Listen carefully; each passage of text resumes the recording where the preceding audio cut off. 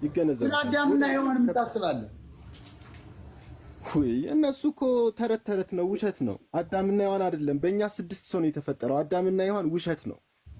6 ሰው ማለት 6 ሰዎች ናቸው የተፈጠሩት። አጆና ጎ፣ ሶሊና ሶሎ፣ ጎቢና ጎቦ፣ ከጥቁር 2፣ ከነጭ ከእስራኤል ነገድ 2 እና ከቻይና 2፣ 6 ሆነው የተፈጠሩት።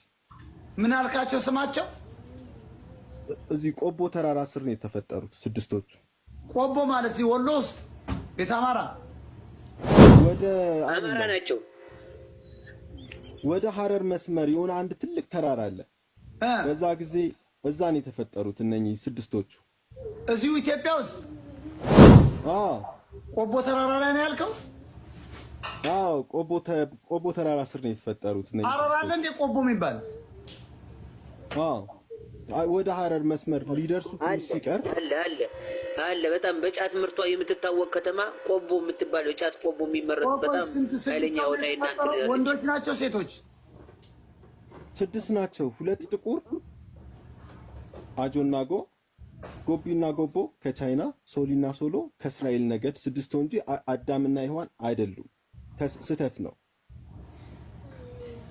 ይሄ በእናንተ መጽሐፍ ላይ እየሰፈረ ነው አሁን? አለ።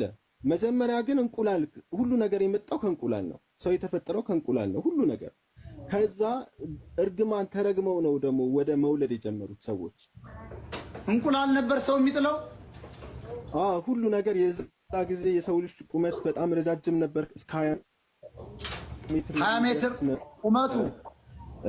ክንፍ ሰው ምስክን አልነበራቸውም። እና አሁን ካለነው ሰዎች የሚለዩበት የላቸውም። አምላክ በጸጋ እንዲኖሩ ነበር ያደረጋቸው። በጸጋው በፈጣሪ ጸጋ ነበር የሚኖሩት። ወይ ገበለው አስተኔ ነበረ ማለት ነው የሰው ልጅ እንቁላል የሚጥል ከሆነ ገበለው አስተኔ ነው።